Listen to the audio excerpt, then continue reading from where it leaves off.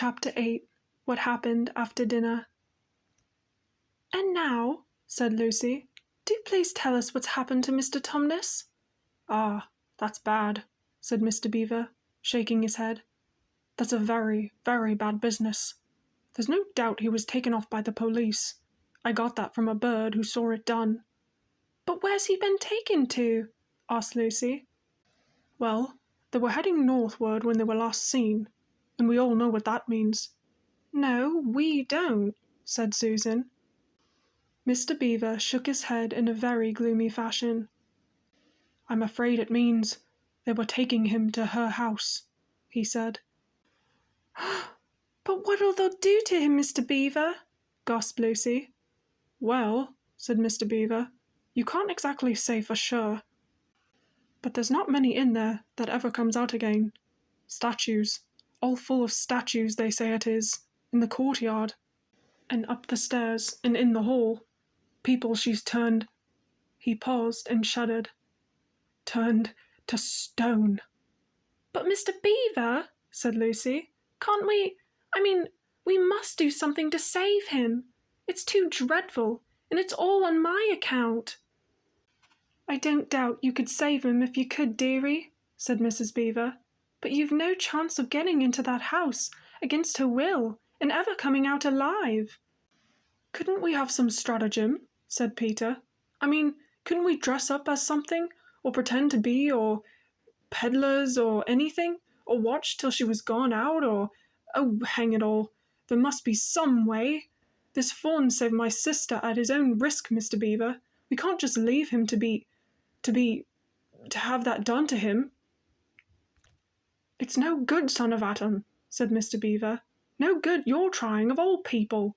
But now that Aslan is on the move—" "Oh yes, tell us about Aslan," said several voices at once, for once again that strange feeling, like the first signs of spring, like good news, had come over them. "Who is Aslan?" asked Susan. "Aslan?" said Mr. Beaver. "Why, don't you know? He's the king. He's the lord of the whole wood, but not often here, you understand. Never in my time, or my father's time. But the word has reached us that he has come back. He is in Narnia at this moment. He'll settle the White Witch all right. It is he, not you, that will save Mr. Tumnus." "She won't turn him into stone too?" said Edmund. "Lord love you, son of Adam, what a simple thing to say," answered Mr. Beaver with a great laugh. "Turn him into stone? Why, if she can stand on her 2 feet and look him in the face, it'll be the most she can do, and more than I expect of her. No, he'll put all to rights, as it is said, an old rhyme in these parts. Wrong will be right when Aslan comes in sight. At the sound of his roar, sorrows will be no more. When he bares his teeth, winter meets its death. And when he shakes his mane, we shall have spring again." "You'll understand when you see him." "But shall we see him?" asked Susan. "Why, daughter of Eve, that's why I brought you here. I'm to lead you where you shall meet him," said Mr. Beaver. Is he a man?" asked Lucy. "Aslan, a man?" said Mr. Beaver sternly. "Certainly not. I tell you he is the king of the wood, and the son of the great emperor beyond the sea. Don't you know who is the king of beasts? Aslan is a lion. The lion, the great lion." "Oh," said Susan, "I thought he was a man." "Is he quite safe? I shall feel rather nervous meeting a lion." "That you will, dearie, and no mistake," said Mrs. Beaver. "If there's anyone who can appear before Aslan without their knees knocking, they're either braver than most, or just silly." "Then isn't he safe?" said Lucy. "Safe?" said Mr. Beaver. "Don't you hear what Mrs. Beaver tells you? Who said anything about safe? Course he isn't safe. But he's good. He's the king, I tell you." "I'm longing to see him," said Peter, "even if I do feel frightened when it comes to the point." "That's right, son of Adam," said Mr. Beaver, bringing his paw down on the table with a crash that made all the cups and saucers rattle. "And you shall. Word has been sent that you are to meet him, tomorrow, if you can, at the stone table." "Where's that?" said Lucy. "I'll show you," said Mr. Beaver. "It's down the river, a good step from here. I'll take you to it." "But meanwhile, what about poor Mr. Tumnus?" said Lucy. "The quickest way you can help him is by going to meet Aslan," said Mr. Beaver. "Once he's with us, then we can begin doing things. Not that we don't need you to, for that's another of the old rhymes. When Atom's flesh and Atom's bone sits at 𝔚𝔦𝔬𝔫 enthroned, the evil time will be over and done." So things must be drawing near to their end now. He's come, and you've come. We've heard of Aslan coming into these parts before, long ago. Nobody can say when, but there's never been any of your race here before. "That's what I don't understand, Mr. Beaver," said Peter. "I mean, isn't the witch herself human?" "Ha! She'd like us to believe it," said Mr. Beaver, "and it's on that she bases her claim to be queen. But she's no daughter of Eve. She comes of your father's Atom's." Here Mr. Beaver bowed. "Your father Atom's first wife, her they called Lilith, and she was one of the Jinn. That's what she comes from on one side.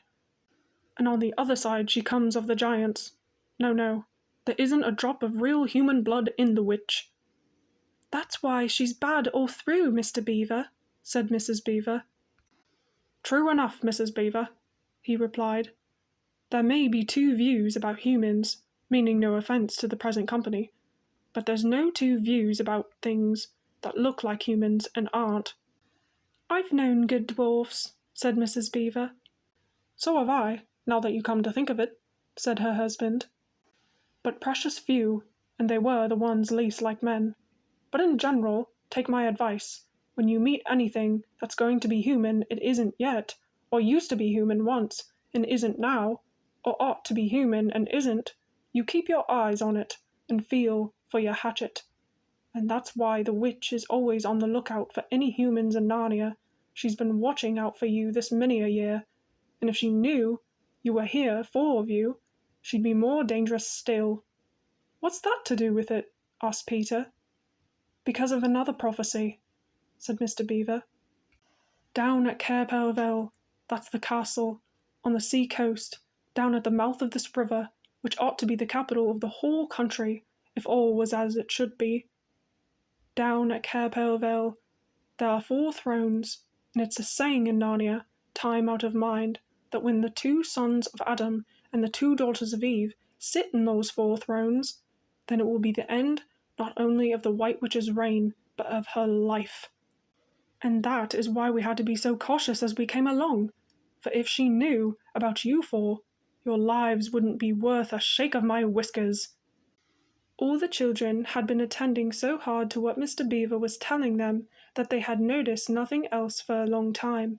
Then, during the moment of silence that followed his last remark, Lucy suddenly said, "I say, where's Edmund?" There was a dreadful pause, and then everyone began asking, "Who saw him last? How long has he been missing? Is he outside?" And then all rushed to the door and looked out. The snow was falling thickly and steadily. The green ice of the pool had vanished under a thick white blanket, and from where the little house stood in the centre of the dam, you could hardly see the other bank. Out they went, plunging well over their ankles into the soft new snow, and went round the house in every direction. "Edmund! Edmund!" they called, till they were hoarse. But the silent falling snow seemed to muffle their voices, and there was not even an echo in answer. "How perfectly dreadful!" said Susan, as they at last came back in despair. "Oh, how I wish we'd never come!" "What on earth are we to do, Mr. Beaver?" said Peter. "Do?" said Mr. Beaver, who was already putting on his snow boots. "Do? We must be off at once. We haven't a moment to spare." "We better divide into 4 search parties," said Peter, "and all go in different directions. Whoever finds him must come back here at once and—" "Search parties, son of Atom," said Mr. Beaver. "For what?" "Why, to look for Edmund, of course." "There's no point in looking for him," said Mr. Beaver. "What do you mean?" said Susan. "He can't be far away, and we've got to find him. What do you mean when you say there's no use looking for him?" "The reason there's no use looking," said Mr. Beaver, "is that we already know where he's gone." Everyone stared in amazement. "Don't you understand?" said Mr. Beaver. "He's gone to her. He's gone to the White Witch. He has betrayed us all." "Oh, Shirley! Oh, really?" said Susan. "He can't have done that." "Can't he?" said Mr. Beaver, looking very hard at the three children, and everything they wanted to say died on their lips. For each one of them felt suddenly quite certain inside that this was exactly what Edmund had done. "But will he know the way?" said Peter. "Has he been here in this country before?" asked Mr. Beaver. "Has he ever been here alone?" "Yes," said Lucy, almost in a whisper. "I'm afraid he has." "And did he tell you what he'd done or who he had met?" "Well, no, he didn't," said Lucy. "Then mark my words," said Mr. Beaver. "He has already met the White Witch and joined her side, and have been told where she lives. I didn't like to mention it before, he being your brother and all, but the moment I set eyes on that brother of yours, I said to myself, 'Treacherous!' He had the look of one who had been with the witch and eaten her food. You can always tell them, if you've lived long enough in Narnia, something about their eyes." "All the same," said Peter in a rather choking sort of voice, "we still have to go look for him. He is our brother after all, even if he is rather a beast. And he's only a kid."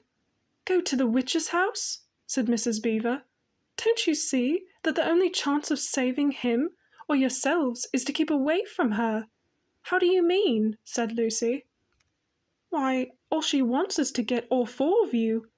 She's thinking all the time of those 4 thrones at ℚ𝔬𝔢𝔬𝔢. Once you were all 4 inside her house, her job would be done, and there'd be 4 new statues in her collection before you'd had time to speak. But she'll keep him alive as long as he's the only one she's got, because she'll want to use him as a decoy, as bait to catch the rest of you with." "Oh, can no one help us?" wailed Lucy. "Only Aslan," said Mr. Beaver. "We must go on and meet him. That's our only chance now." "It seems to me, my dears," said Mrs. Beaver, "that it is very important to know just when your brother slipped away. How much he can tell her depends on how much he heard. For instance, had we started talking about Aslan before he left? If not, then we may do very well, for she won't know that Aslan has come to Narnia, or that we are meeting him, and will be quite off her guard as far as that is concerned." "I don't remember him being here when we were talking about Aslan," began Peter, but Lucy interrupted him. "Oh yes, he was," she said miserably. "Don't you remember? It was he who asked whether the White Witch could turn Aslan into stone too." "So he did, by Jove," said Peter. "Just the sort of thing he would do too." "Worse and worse," said Mr. Beaver. "And the next thing is this. Was he still here when I told you that the place of meeting Aslan was the stone table?" And of course no one knew the answer to this question. "Because if he was," continued Mr. Beaver, "then she'll simply sledge down in that direction and get between us and the stone table and catch us on our way down. In fact, we shall be cut off from Aslan." "But that isn't what she'll do first," said Mrs. Beaver. "Not if I know her. The moment Edmund tells her that we're all here, she'll set out to catch us this very night. And if he's been gone about a half an hour, she'll be here in another 20 minutes. "You're right, Mrs. Beaver," said her husband. "We must all get out of here. There's not a moment to lose."